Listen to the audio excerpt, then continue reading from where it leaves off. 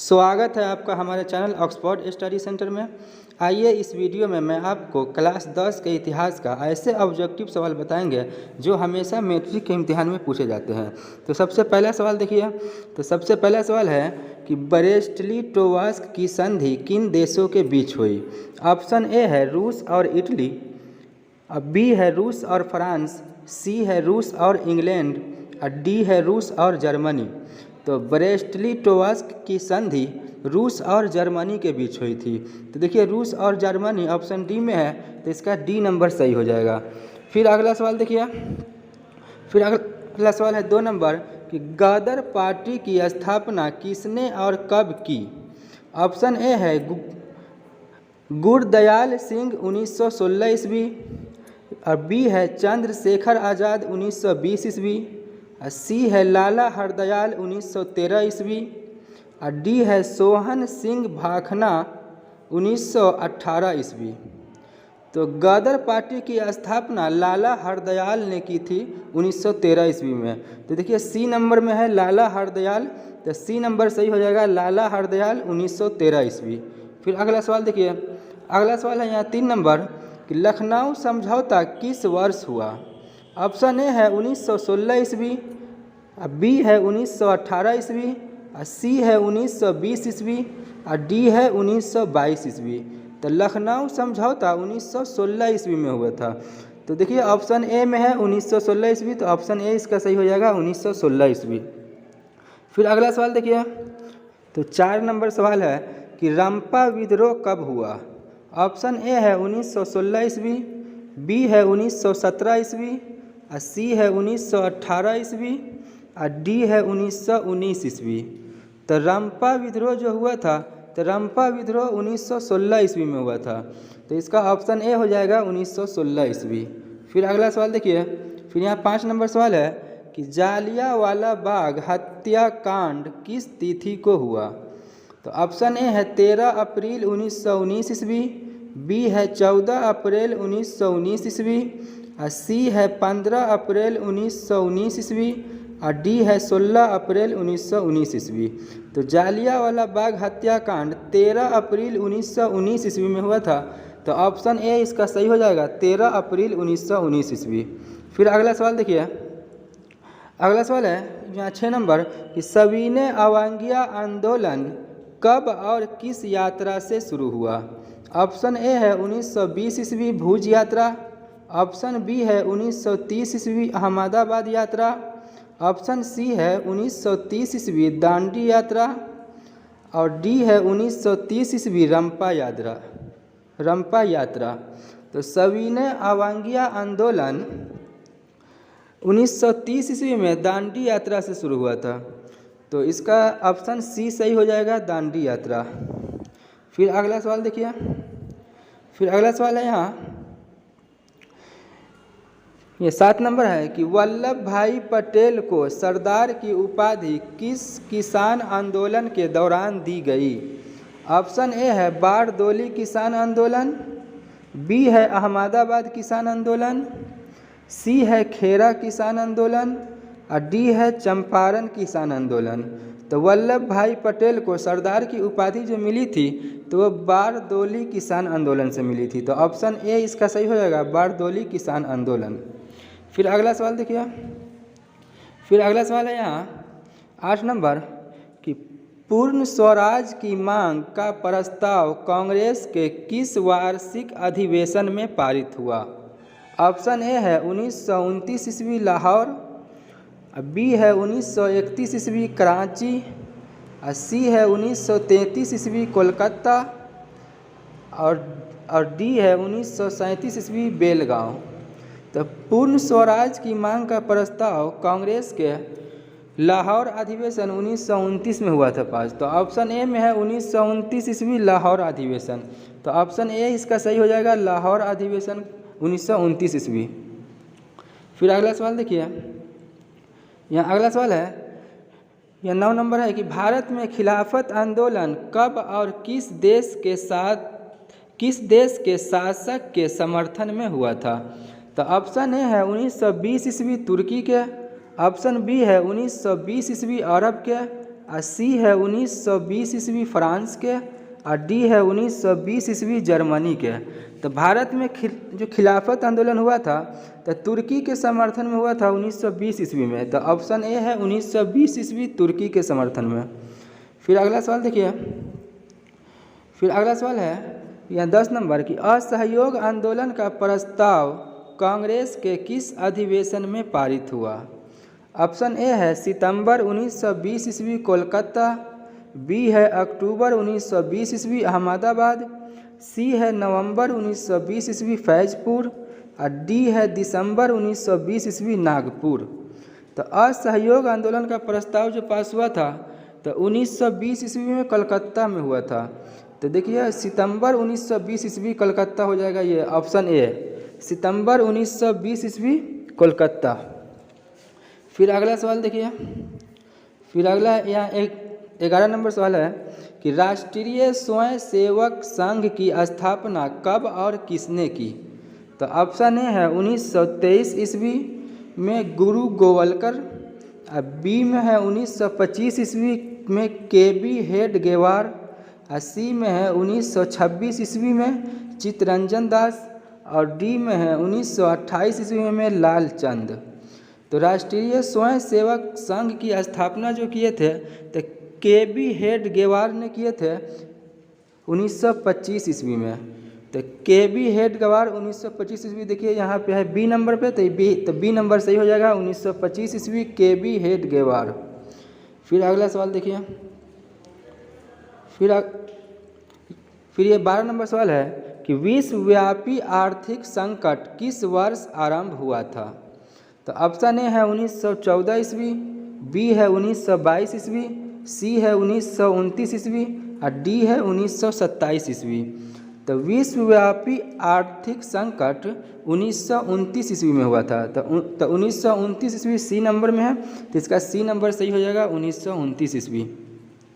फिर अगला सवाल देखिए, यहाँ 13 नंबर सवाल है कि पहला विश्व बाजार के रूप में कौन सा शहर उभर कर आया। ऑप्शन ए है अलेक्जेंड्रिया, बी है दिलमुन, सी है मैनचेस्टर, और डी है बहरीन। तो पहला विश्व बाजार के रूप में अलेक्जेंड्रिया आया था उभर कर। तो ऑप्शन ए इसका सही हो जाएगा अलेक्जेंड्रिया। फिर अगला सवाल देखिए, 14 नंबर है कि भूमंडलीकरण की शुरुआत किस दशक में हुआ। ऑप्शन ए है 1990 के दशक में, बी है 1970 के दशक में, सी है 1960 के दशक में, और डी है 1980 के दशक में।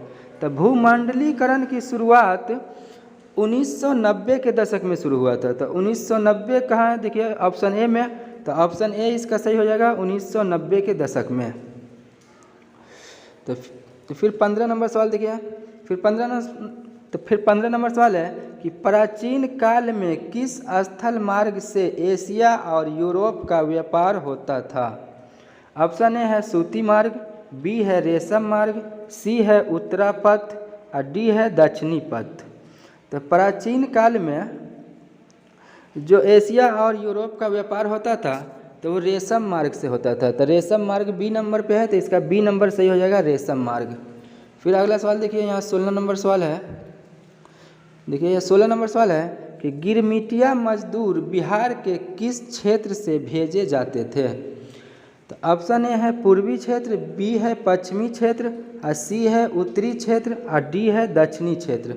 तो गिरमिटिया मजदूर बिहार के पश्चिमी क्षेत्र से भेजे जाते थे, तो इसका बी नंबर सही हो जाएगा पश्चिमी क्षेत्र। फिर अगला सवाल देखिए, 17 नंबर सवाल है कि द्वितीय महायुद्ध के बाद यूरोप में कौन सी संस्था का उदय आर्थिक दुष्प्रभाव को समाप्त करने के लिए हुआ। ए में है सार्क, बी में है नाटो, सी में है ओपेक, और डी में है यूरोपीय संघ। तो इसका डी नंबर सही हो जाएगा यूरोपीय संघ। फिर अगला सवाल देखिए, फिर 18 नंबर सवाल है कि आधुनिक युग में अर्थव्यवस्था के क्षेत्र में होने वाली सबसे बड़ी क्रांति कौन सी थी। तो ऑप्शन ए है वाणिज्यिक क्रांति, बी है औद्योगिक क्रांति, सी है साम्यवादी क्रांति, और डी है भौगोलिक क्रांति। तो इसका बी नंबर सही हो जाएगा औद्योगिक क्रांति। फिर अगला सवाल देखिए, 19 नंबर सवाल है कि ब्रेटन वुड्स सम्मेलन किस वर्ष हुआ। ऑप्शन ए है 1945 ईस्वी, बी है 1947 ईस्वी, और सी है 1944 ईस्वी, और डी है 1952 ईस्वी। तो ब्रेटन वुड्स सम्मेलन 1944 ईस्वी में हुआ था, तो इसका सी नंबर सही हो जाएगा 1944 ईस्वी। फिर अगला सवाल देखिए, तो 20 नंबर सवाल है कि विश्व बाजार का विस्तार आधुनिक काल में किस समय से आरंभ हुआ। तो ऑप्शन ए है 15वीं शताब्दी, फिर बी है 18वीं शताब्दी, और सी है 19वीं शताब्दी, और डी है 20वीं शताब्दी। तो विश्व बाजार का विस्तार जो हुआ था तो 18वीं शताब्दी से हुआ था, तो इसका ऑप्शन बी हो जाएगा सही 18वीं शताब्दी। फिर अगला सवाल देखिए, अगला सवाल है 21 नंबर कि पूंजीपति वर्ग के द्वारा किस वर्ग का शोषण हुआ था। तो ऑप्शन ए है श्रमिक वर्ग, बी है मध्यम वर्ग, सी है कृषक वर्ग, और डी है सभी। तो पूंजीपति वर्ग के द्वारा सभी का हुआ था, श्रमिक वर्ग, मध्यम वर्ग और कृषक वर्ग सभी। तो इसका डी नंबर हो जाएगा सही कि सभी वर्ग का। फिर अगला सवाल देखिए, फिर 22 नंबर सवाल है कि अस्थाई कृषि के प्रभाव से कैसा जमाव संभव हुआ। तो ऑप्शन ए है संपत्ति, बी है ज्ञान, सी है शांति, और डी है बहुमूल्य धातु। तो अस्थाई कृषि के प्रभाव से संपत्ति का जमाव संभव हुआ, तो ऑप्शन ए इसका सही हो जाएगा संपत्ति। फिर अगला सवाल देखिए, 23 नंबर सवाल है कि कौन सा सामाजिक वर्ग बुद्धिजीवी वर्ग के रूप में उभर कर आया। तो ऑप्शन ए है उद्योगपति वर्ग, बी है पूंजीपति वर्ग, सी है श्रमिक वर्ग, और डी है मध्यम वर्ग। तो बुद्धिजीवी वर्ग के रूप में मध्यम वर्ग उभर कर आया था, तो इसका डी नंबर सही हो जाएगा मध्यम वर्ग। फिर अगला सवाल देखिए, फिर अगला सवाल है 24 नंबर कि शहर को आधुनिक व्यक्ति का किस प्रकार का क्षेत्र माना जाता है। ऑप्शन ए है सीमित क्षेत्र, बी है प्रभाव क्षेत्र, सी है विस्तृत क्षेत्र, और डी है सभी। तो शहर को आधुनिक व्यक्ति का प्रभाव क्षेत्र माना जाता है, तो इसका बी नंबर सही हो जाएगा प्रभाव क्षेत्र। फिर अगला सवाल देखिए, यहाँ 25 नंबर है कि जनसंख्या का घनत्व सबसे अधिक कहाँ होता है। तो ऑप्शन ए है ग्राम, बी है कस्बा, सी है नगर, और डी है महानगर। तो जनसंख्या का घनत्व सबसे अधिक महानगर में होता है, तो इसका डी नंबर सही हो जाएगा महानगर। 26 नंबर सवाल है कि लंदन में अनिवार्य प्राथमिक शिक्षा कब लागू हुई। ऑप्शन ए है 1850 ईस्वी, बी है 1855 ईस्वी, सी है 1860 ईस्वी, और डी है 1870 ईस्वी। तो लंदन में अनिवार्य प्राथमिक शिक्षा 1870 ईस्वी में लागू हुआ था, तो इसका डी नंबर सही हो जाएगा 1870 ईस्वी। फिर अगला 27 नंबर सवाल है कि एक प्रतियोगी एवं उद्यमी प्रवृत्ति से प्रेरित किस प्रकार की अर्थव्यवस्था लागू की गई।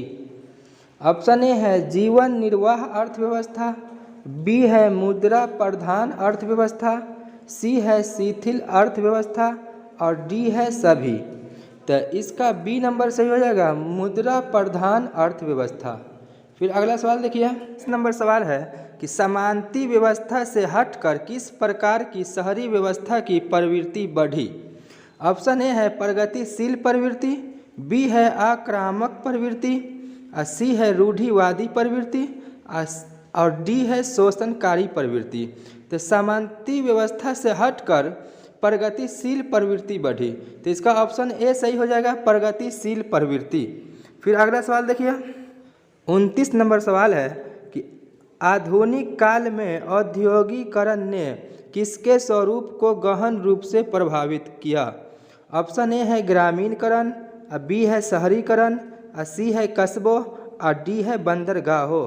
तो औद्योगिकरण ने शहरीकरण के स्वरूप को प्रभावित किया, तो इसका बी नंबर सही हो जाएगा शहरीकरण। 30 नंबर सवाल है कि किस देश की सिविल सेवा परीक्षा ने मुद्रित पुस्तकों की मांग बढ़ाई।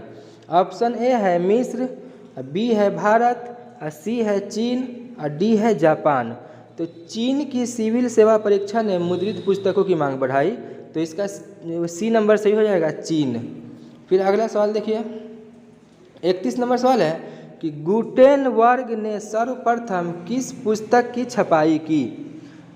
ऑप्शन ए है कुरान, और बी है गीता, और सी है हदीस, और डी है बाइबिल। तो गुटेनबर्ग ने सर्वप्रथम बाइबिल की छपाई की थी, तो इसका डी नंबर सही हो जाएगा बाइबिल। फिर अगला सवाल देखिए, 32 नंबर है कि महात्मा गांधी ने किस पत्र का संपादन किया। ऑप्शन ए है कॉमनवेल्थ, बी है यंग इंडिया, और सी है बंगाली, और डी है बिहारी। तो महात्मा गांधी ने यंग इंडिया पत्र का संपादन किया था, तो इसका बी नंबर सही हो जाएगा यंग इंडिया। फिर अगला सवाल देखिए, 33 नंबर सवाल है कि विश्व में सर्वप्रथम मुद्रण की शुरुआत कहाँ हुई। ऑप्शन ए है भारत, बी है जापान, और सी है चीन, और डी है अमेरिका। तो विश्व में सर्वप्रथम मुद्रण की शुरुआत चीन में हुई, तो इसका सी नंबर सही हो जाएगा चीन। फिर अगला सवाल देखिए, अगला सवाल है कि 34 नंबर है कि गुटेनबर्ग का जन्म किस देश में हुआ था। ऑप्शन ए है अमेरिका, बी है जर्मनी, और सी है जापान, और डी है इंग्लैंड। तो गुटेनबर्ग का जन्म जर्मनी में हुआ था, तो इसका बी नंबर सही हो जाएगा जर्मनी। फिर अगला सवाल देखिए, 35 नंबर सवाल है कि रूसो कहाँ का दार्शनिक था। तो ऑप्शन ए है फ्रांस, बी है रूस, और सी है अमेरिका, और डी है इंग्लैंड। तो रूसो फ्रांस का दार्शनिक था, तो इसका ए नंबर सही हो जाएगा फ्रांस। फिर अगला सवाल देखिए, 36 नंबर सवाल है कि 13वीं सदी में किसने ब्लॉक प्रिंटिंग के नमूने यूरोप में पहुंचाए। ऑप्शन ए है मार्को पोलो, बी है निकितिन, सी है इत्सिंग, और डी है मेगास्थनीज। तो 13वीं सदी में मार्को पोलो ने ब्लॉक प्रिंटिंग के नमूने यूरोप में पहुंचाए, तो इसका ए नंबर सही हो जाएगा मार्को पोलो। फिर अगला सवाल देखिए, 37 नंबर सवाल है कि किसने कहा मुद्रण ईश्वर की दी हुई महानतम देन है, सबसे बड़ा तोहफा। ऑप्शन ए है महात्मा गांधी, बी है मार्टिन लूथर, सी है मार्को पोलो, और डी है ईसा मसीह। तो मार्टिन लूथर ने कहा था कि मुद्रण ईश्वर की दी हुई महानतम देन है, सबसे बड़ा तोहफा, तो इसका बी नंबर सही हो जाएगा मार्टिन लूथर। फिर अगला सवाल देखिए, 38 नंबर सवाल है कि किस पत्र ने रातों रात वर्नाक्यूलर प्रेस एक्ट से बचने के लिए अपनी भाषा बदल डाली। ऑप्शन ए है हरिजन, बी है भारत मित्र, सी है अमृत बाजार पत्रिका, और डी है हिंदुस्तान रिव्यू। तो अमृत बाजार पत्रिका जो है ना, यही वर्नाक्यूलर प्रेस एक्ट से बचने के लिए अपनी भाषा बदल डाली थी, तो इसका सी नंबर से हो जाएगा अमृत बाजार पत्रिका। फिर अगला सवाल देखिए, 39 नंबर सवाल है कि इंग्लैंड में मुद्रण कला को पहुंचाने वाला कौन था। ऑप्शन ए है हैमिल्टन, बी है कैक्सटन, सी है एडिसन, और डी है स्मिथ। तो इंग्लैंड में मुद्रण कला को पहुंचाने वाला कैक्सटन थे, तो इसका बी नंबर सही हो जाएगा कैक्सटन। फिर अगला सवाल देखिए, 40 नंबर सवाल है कि वर्नाक्यूलर प्रेस एक्ट कब पास किया गया। ऑप्शन ए है 1856 ईस्वी, बी है 1765 ईस्वी, सी है 1905 ईस्वी, और डी है 1878 ईस्वी।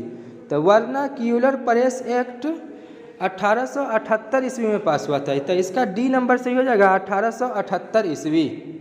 उम्मीद करता हूं कि आपको ये वीडियो अच्छा लगा होगा। अगर अच्छा लगा है तो वीडियो को लाइक कर दीजिए और चैनल को सब्सक्राइब कर दीजिए, ताकि मेरा हर वीडियो आपके पास जल्द पहुंच जाए।